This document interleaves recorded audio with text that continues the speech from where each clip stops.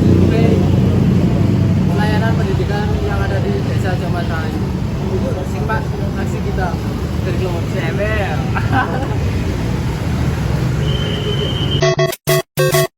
Apa PAUD di kita yang memang itu PAUD milik desa untuk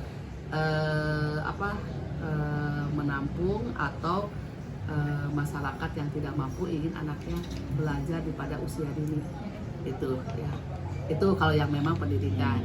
Kalau untuk pendidikan SMP, SD, SMA, kalau Ciamas Rahayu mungkin sudah pada paham karena kebanyakan mayoritasnya adalah penduduk yang memang perumahan. Kampung pun sudah paham bahwa pendidikan itu adalah hal yang memang kebutuhan ya, udah ke arah sana gitu. Hanya 1-2 orang yang memang tidak melanjutkan, tapi bukan faktor ekonomi karena memang di sekolahan sudah ada dana-dana bos, mungkin faktor lain kami pun tidak tahu, hanya 1-2 orang ya, apa dia memang kenapa kan kami juga tidak tahu ya alasan itu. Nah ini adik-adik ini mau ke pendidikan. Nah kan harus ini dulu tujuannya pendidikan apa? PAUD kan? Kami sih lebih ke arah ini Bu, kayak gimana sih Bu, misalnya dari desa ini ada bantuan nggak ke masyarakat pembangunan pendidikan ini, terus masalah jumlah pendidikan Bu untuk negeri, swasta gitu kan, untuk Jumlah sekolahnya. sekolahnya, terus kondisi pendidikan di SMA ataupun SMP dan SD itu gimana gitu Bu? Oh gitu. Jadi gini, kalau untuk sekolah negeri kita ada 4 ya, ada 4 sekolah negeri ini ya, SD 1, SD 2, SD 4 dan SD 8. Itu SD semua negeri ya. Kalau untuk struktur bangunan kita kerjasama, tapi memang kalau SD itu kan ada dinas terkait yang mengelolanya. Cuman jalurnya melalui kami, melalui Musrembang diajukan, kami infokan ke SIPD ya untuk di-input. Nah untuk sarana dan prasarananya, pembangunannya itu peran sertanya kami bekerja sama, malahan kami ada sekolah penggerak ya, SD sekolahnya penggerak ya. Jadi satu-satunya di Kecamatan Ciamas adalah SD penggerak di Desa Ciamas Rahayu, itu SD 4 ya, adanya di sana. Kalau memang mau survei boleh. Kalau terkait dengan pendidikan ke masyarakat itu kan pendidikan formal ya. Kalau pendidikan ke masyarakat, kami pun di sini ada beberapa kelompok ya, kelompok yang memang memperdayaan masyarakatnya melalui ketahanan pangan, sedang kami olah juga, sedang kami laksanakan juga. Ada juga adalah peternakan bibit lele. Jadi membibitkan gitu. Itu juga salah satu bagian daripada pendidikan masyarakat kan. Nah, ada juga pertanaman hidroponik melalui kerjasama dengan KRL Olokejo, itu juga memberikan pendidikan gimana ibu-ibu, ini yang non formal ya, ibu-ibu memanfaatkan perkarangannya dengan ditanami hidroponik. Itu pun ada. Jadi nanti ibu-ibu dilatih. Nah itu nanti minimal di rumahnya dia menanam tanaman hidroponik yang memang bibitnya dari Olokejo untuk ketahanan pangan.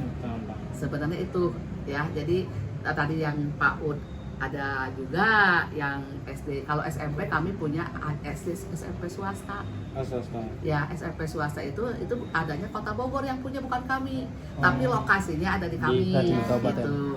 Kalau SMA tidak punya karena memang Ciamas Rahayu sudah daerah geografisnya sudah terdekat ke SMA ini, sudah terdekat ke SMA kota, sudah terdekat, sudah jadi adanya di kota gitu. Jadi Ciamas ini untuk akses ke sekolahan yang favorit atas memang sudah ada, itu sudah. Jadi kami tidak ada sekolahan SMA di sini.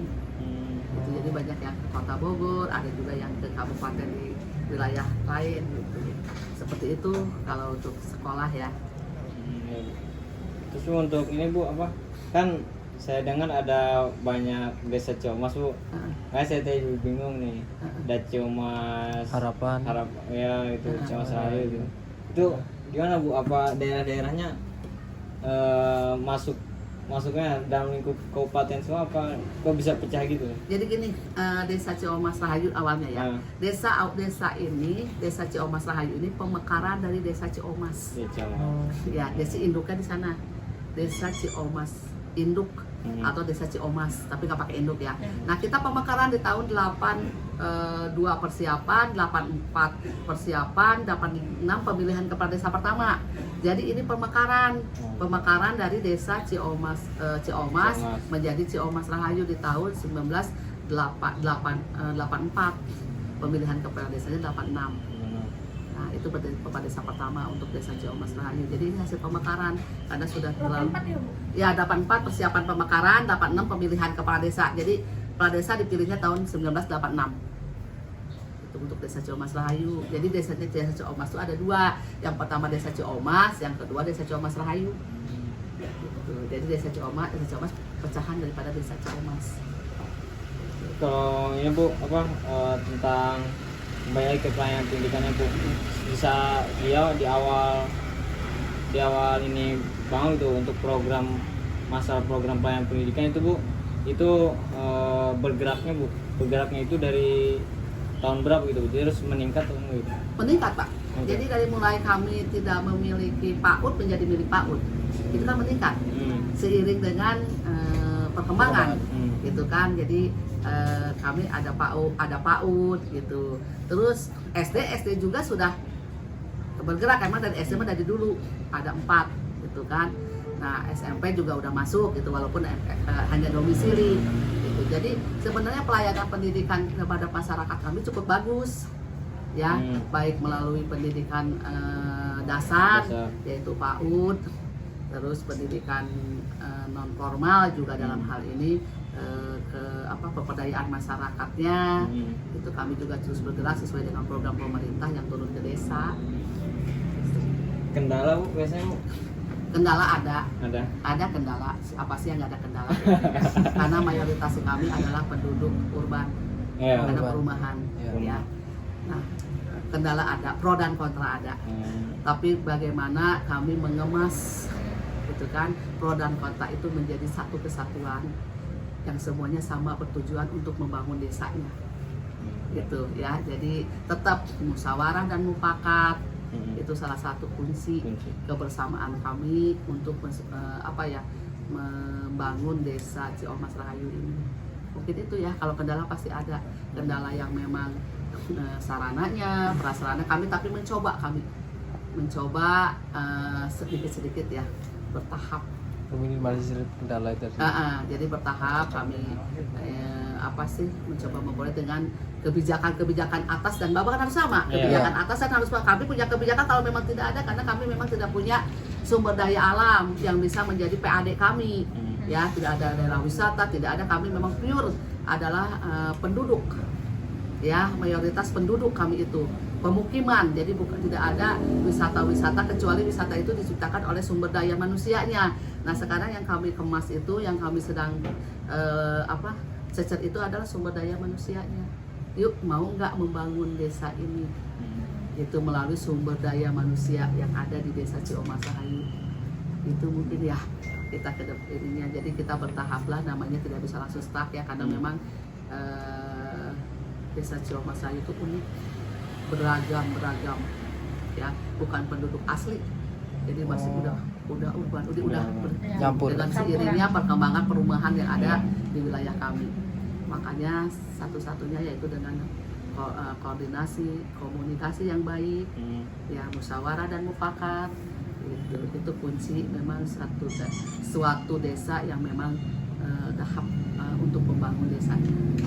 Itu aja sih ya kalau ya, ada kendalanya sama sarananya juga kan. Kalau di desa ini, kalau kita kayak nggak dulu, misalnya kita ada program untuk contoh ketahanan pangan, ada misalnya peternakan atau sekarang lahan di Ciomas Rahayu itu lebih penting dibuat kontrakan dibanding seperti ini, kan ya, karena nilai jualnya sudah tinggi.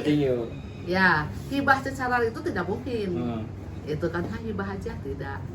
Ya, jadi emang benar-benar kendalanya itu tadi, sarana prasarana juga. Dari istilahnya kalau memang ada, mau buat ini tanahnya yang kami tidak ada, juga pasus-pasus kan memang ada, tapi prosesnya kan memang harus, paling kami menggunakan tanah pasus-pasus yang memang dipergunakan untuk keperluan masyarakat gitu. Itu sih jadi kendalanya bukan dari ya penduduk ya sarana dan prasarana yang memang penunjangnya yang memang sekarang ya itu tadi kita udah penduduk banyak, hampir 12.000 700 berapa penduduk kami. Cuman dari orang luar juga campur. Iya, ada juga yang memang hanya tinggal aja di sini, tapi KTP kakaknya masih di sana. Ada yang memang penduduk di sini sudah menetap. Ada ini, gitu. Jadi itulah Ciamas Rahayu. Berarti ibarat kota di pinggir kota Bu ya? Ya, diskotik deh. Diskotik di kota di sisi kota seetik. gitu ya, diskotik di sisi kota saeutik. Tapi ininya desa, tapi ininya sudah kota gitu. Tapi memang desa gitu. Masih segala sesuatunya selalu musyawarah dan mufakat, kan itu desa. Gitu ya. Tidak sesuai dengan ini, tapi tetap tidak keluar dari aturan yang ada. Terus nanti misalkan lain waktu nih Bu, misalkan kami ada tugas lagi kan tentang masa pendidikan lagi, kami boleh nggak Bu, misalkan kan tadi ada pendidikan non formal ya Bu? Ya. Terus apalagi maksudnya ke bidang kami gitu Bu? Ya, perikanan. Nah, Boleh, nanti kita ke sana ada. Lokasinya ada di perumahan. Unik kan? Iya, Bu. Seorang di perumahan, kok waktu itu ada COVID-19, masyarakatnya tidak menandakan tangan di bawah, tapi dia mencoba apa yang bisa kami lakukan.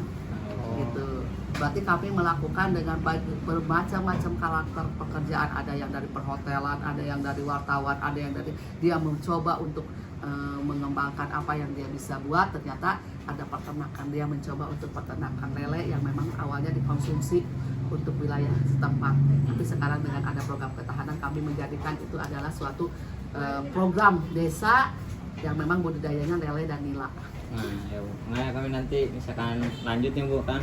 Siap. Kita ke sana. Nah, kita lihat dulu lah tentang di sini kayak Ya, di dalam itu aja. jadi itulah ada itu yang disebut SDM.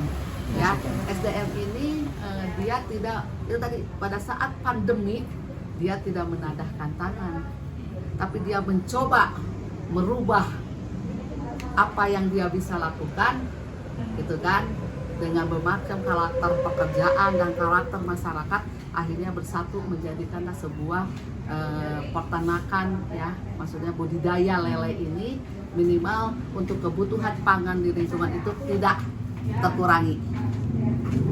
Dan kita juga bisa saling kolaborasi, nggak tukar pikiran Bu. Siap. Kan kami kan tahunnya kan kami kebanyakan teori gitu Bu, mempelajari ini harus pakai teori gitu kan. Kan kami pengen lihat cara ininya. Ya, karena kalau teori Gitu, itu hanya di atas kertas, pada kenyataannya tidak. Yang suka bertentangan Sudah itu bertentangan. Kalau adik-adik sudah masuk ke wilayah pemerintahan desa yang memang awalnya adik-adik ini di atas kertas 2 tambah 2 menjadi 4, itu langsung akan ketemu 4-nya. Tapi kalau sudah masuk ke praktek itu 2 tambah 2 mau jadi 4, itu perjuangannya harus kuat. Nah itu. Ya Bu, sebelumnya Bu, kami perkenalan dulu Bu. Tadi lupa perkenalan. Oh siap, saya baca-baca bisa. Bang Rudi dari mana nih? Ya, Ini ada Nicholas, ini ada Veronica, ini ada Hildam. Mungkin orang-orang bukan di luar Bogor. Iya Bu. Kan? Perkenalan Bu, mohon izin, nama saya Ahmad Sarafin Sabana, sering dipanggil Syah Bu. Saya dari Kabupaten Tangerang Bu. Berarti Provinsi Tangerang ya. Bu. Provinsi Banten. Banten. Izin Bu, nama saya Nicholas Wicaksono, bisa dipanggil Nicole kalau di kampus, asal Malang, Jawa Timur. Timur kelihatan. Izin Bu, nama saya Veronica Aditya Manurung.